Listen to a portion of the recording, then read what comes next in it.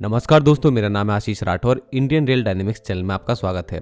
आज बात करेंगे Udhampur Srinagar Baramulla rail line project के बारे में। ये देश का एक बहुत ही महत्वपूर्ण नेशनल प्रोजेक्ट है। सन 2002 में अटल बिहारी वाजपेयी जी ने इसको नेशनल प्रोजेक्ट के तौर पर दर्जा दिया और उसके बाद से ही इसमें लगातार काम जारी है। काफ़ी इसके फेजेस थे जिनको धीरे धीरे करके पूरा किया गया। अब ये लास्ट स्टेज में चल रहा है जहाँ पर इसका जो फेज़ है वो 111 किलोमीटर का है। अब इस सेक्शन में कितना काम हो गया है, कौन कौन से इंजीनियरिंग मार्वल्स हैं जो कि पूरे हो चुके हैं, ये कहाँ पर स्थित है, इसके अंदर कौन कौन से रेलवे स्टेशन अब कहाँ बन रहे हैं और वो क्या बन चुके हैं, और साथ में इसका स्टेटस क्या है उसके बारे में जानेंगे। और आपसे एक बात और शेयर करेंगे जिसकी वजह से इस प्रोजेक्ट में डिले भी हो रहा है, वो बात भी आपको इस वीडियो में आगे पता लगेगी। तो शुरू करते हैं इस वीडियो को। दोस्तों, ये जो प्रोजेक्ट है इसका एम है हमारा जो कश्मीर घाटी है उसका हमारे मेन रेलवे नेटवर्क से अभी तक जोड़ नहीं हो पाया है, क्योंकि कश्मीर घाटी में इस प्रोजेक्ट के तहत ट्रेन तो चलती है। इस प्रोजेक्ट का जो पहला फेज रहा वो पूरा हो गया था, जो कि बनिहाल से लेके बारामूला तक जाता है और यहाँ पर ट्रेन चलती है, लेकिन ये ट्रेन इंडियन रेलवे के साथ कनेक्ट नहीं है और यही कारण है यहाँ पर ट्रेनें जो ले जाई गई हैं वो भी अलग माध्यम से ले जाई गई हैं। अब यहाँ पर कश्मीर में ट्रेनें पहुँचाई कैसे गई वो आप मेरी इस वीडियो में जान सकते हैं, जिसको आपने काफ़ी प्यार भी दिखाया था। इस वीडियो में मैंने आपको अच्छे से बताया है कैसे कश्मीर घाटी में ट्रेनों को ले जाया गया, असेंबल किया गया और वहाँ पर ट्रेनें अब चल कैसे पाती हैं। ये जो पूरा प्रोजेक्ट है ये 272 किलोमीटर का है, जिसमें उधमपुर श्रीनगर बारामूला रेल लिंक होना था। उधमपुर से सीधा कटरा तक रेल लिंक हो चुका था जुलाई 2014 में 25 किलोमीटर का। यही कारण है माता वैष्णो देवी कटरा तक ट्रेनें अब जाती हैं। लेकिन इसके आगे जब हम चलते हैं तो कटरा से बनिहाल 111 किलोमीटर का जो सेक्शन है ये सबसे ज़्यादा दुर्गम स्थान है, हिमालयन क्षेत्र है और यहाँ पर ट्रैक बिछाना बहुत मुश्किल था। यही कारण है इस 111 किलोमीटर के हिस्से में आज भी काम चल रहा है। इसके बाद बनिहाल से काजीगुंड 18 किलोमीटर का जो हिस्सा था जून 2013 में ये भी खुल चुका था और ये हिस्सा तभी खुल पाया जब यहाँ पर हमारे देश की सबसे बड़ी टनल जो कि 11.215 किलोमीटर की है, पीर पंजाल टनल, वो खुल गई थी 2013 में और उसके बाद ये 18 किलोमीटर पूरा हो गया। इसके बाद बनिहाल से काजीगुंड होते हुए आगे बारामूला तक 118 किलोमीटर का जो ट्रैक रहता है ये 2009 तक खुल चुका था। जो कश्मीर घाटी में रेलवे नेटवर्क है वो यही नेटवर्क है। यहीं पर आपको लोकल ट्रेन जो दिखाई जाती हैं, आपने देखी भी होंगी वीडियोस, बर्फ में से होते हुए जो ट्रेनें जा रही हैं वो इसी सेक्शन में चलती हैं। तो ये जो सेक्शन है ये हमारे इंडियन रेलवे से इसलिए कनेक्टेड नहीं है क्योंकि 111 किलोमीटर का अभी सेक्शन कंप्लीट नहीं हुआ है कटरा से बनिहाल के बीच में। जो 111 किलोमीटर का हिस्सा है इसके अंदर भी दो बहुत ही बड़े इंजीनियरिंग मार्वल्स हैं। जो पहला है वो है चेनाब ब्रिज। ये ब्रिज चेनाब रिवर के ऊपर बना हुआ है और ये ब्रिज अभी पूरा भी हो चुका है। आप लोगों को पता होगा ये दुनिया का आर्क नुमा श्रेणी में सबसे ऊंचा रेलवे ब्रिज है, एफएल टावर से भी ऊंचा। इसको बनाया कैसे गया है और कब ये पूरा हुआ वो सब आपने मेरे चैनल पर देखा ही होगा, कितना ऐतिहासिक पल वो रहा और 2018 से मैं इसको कवर कर ही रहा था। उसके बाद देश का सबसे पहला केबल स्टेट रेल ब्रिज भी जो है अंजी घाट ब्रिज, इसके बारे में मैंने आपको बहुत पहले से बताया किस तरीके से इसको एक दुर्गम स्थान पर बनाया जा रहा है। तो ये भी ब्रिज अब कंप्लीट हो चुका है। अंजी घाट जो है वो अंजी रिवर पर बना हुआ है जो कि चेनाब रिवर की सहायक नदी है। ये रियासी से कुछ डिस्टेंस पहले ही पड़ जाता है। रियासी जो पहला स्टेशन होगा हमारे इस 111 किलोमीटर के रेल लिंक का।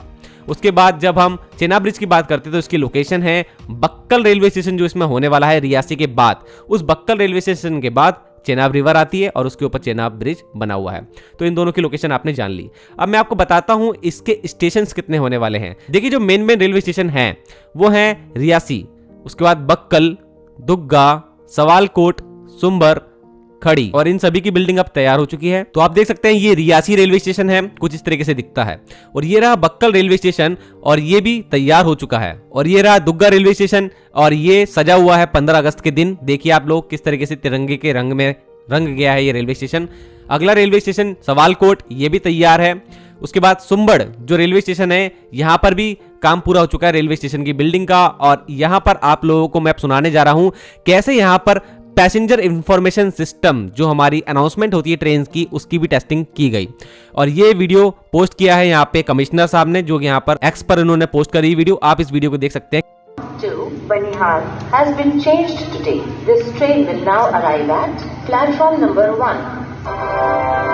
कृपया ध्यान दीजिए, बडगाम से आने वाली बनिहाल को पहुंचने वाली गाड़ी संख्या 0447 बडगाम बनिहाल स्पेशल के प्लेटफॉर्म में आज परिवर्तन किया गया है। ये गाड़ी आज प्लेटफॉर्म नंबर 1 पर आई। और सभी रेलवे स्टेशन पर खास बात है, जैसे कि अभी एक ट्रेंड चली रहा है कि सभी रेलवे स्टेशन पर बहुत ऊंचा तिरंगा लहराया जाता है, तो ऐसे ही यहाँ के सभी रेलवे स्टेशन पर तिरंगा बहुत अच्छी हाइट पर लहरा रहा है और कितना खूबसूरत लग रहा है।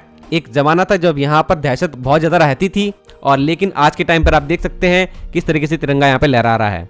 तो चलिए, आप लोगों ने रेलवे स्टेशन तो जान लिए हैं, अब आपको मैं बताता हूं कि इस पूरे प्रोजेक्ट में 111 किलोमीटर की लाइन में 97.42 किलोमीटर की सिर्फ टनल ही होने वाली हैं, जो कि 27 टनल होती हैं। इसमें 8 स्केप टनल भी बननी है, सब बन चुकी हैं, लेकिन एक टनल है जो अभी भी परेशान कर रही है, उसके बारे में मैं आपको बताऊंगा आगे। पहले जान लेते हैं, इस प्रोजेक्ट में जो 90% से ज्यादा हिस्सा है वो टनल का है, तो इसके अंदर जो इलेक्ट्रिफिकेशन हो रहा है, जो कि लगभग अभी बहुत हद तक हो चुका है, 90% से ज्यादा इलेक्ट्रिफिकेशन का काम हो गया है, सुनने में आ रहा है। तो ये जो इलेक्ट्रिफिकेशन है ये हो रहा है एक अलग टेक्नोलॉजी से। पिछली वीडियो में मैंने आपको यही समझाया था, ये एक फ्लेक्सिबल ओवरहेड कैंटेनरी सिस्टम नहीं है, जिसके अंदर एक वायर जो कि कॉन्टैक्ट वायर होता है वो नहीं लगाया जा रहा है, क्योंकि टनल है, इसके अंदर हम लोग यूज कर रहे हैं इस बार रिजिड ओवरहेड कैंटेनरी सिस्टम।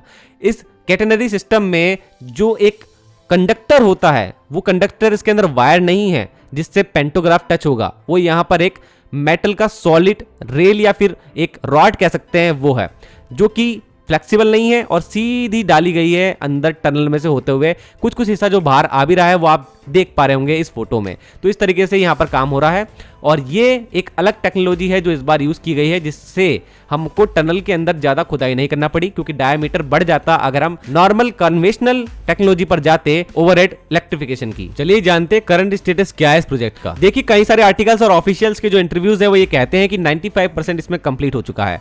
अब इसके अंदर इंक्लूड है track laying and electrification of track, ठीक है। तो इस तरीके से आप लोग समझ पाएंगे कि इस प्रोजेक्ट में बहुत ज्यादा काम नहीं बचा है। अब इसमें 5% वर्क जो बच रहा है वो कहां पे बच रहा है और क्यों उसमें दिक्कत आ रही है, इसके बारे में आगे बात करेंगे। लेकिन इससे पहले आपको बता दूं, इस प्रोजेक्ट के अंदर जो अभी ट्रैक डल रहे हैं उस पर टेस्टिंग भी चालू हो चुकी है। यहाँ पर कुछ कार जो स्पेशली मॉडिफाइड हैं ट्रैक पर चलने के लिए, उनके द्वारा एनआर के ऑफिशियल्स अब लगातार ट्रायल्स ले रहे हैं, और जल्दी यहाँ पर ट्रेन के द्वारा भी ट्रायल होने की बातें अब सुनाई दे रही हैं। वो भी पूरे ट्रैक पे नहीं होगा, लेकिन जहां तक ट्रैक लग रहा है अवेलेबल वहां तक एनआर ऑफिशियल्स यहां ट्रायल लेने वाले हैं जल्दी ही।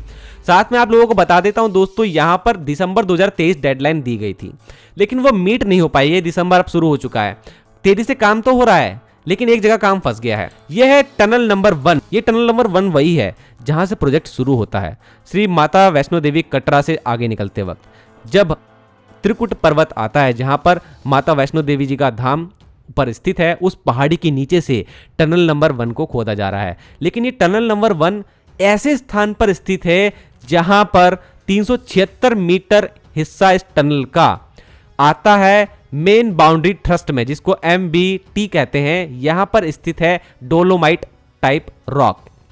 अब इस टनल की जो टोटल लेंथ है वो 3 किलोमीटर के आसपास है, 3068 मीटर आप इसे मान सकते हैं। इसके अंदर 48 मीटर हिस्सा जो है उसका भी काम बच रहा है खुदाई का। ब्रेक थ्रू अभी ये नहीं हुई है, आर पार मतलब नहीं हुई है, तो अभी इसमें काम कंप्लीट नहीं माना जाएगा।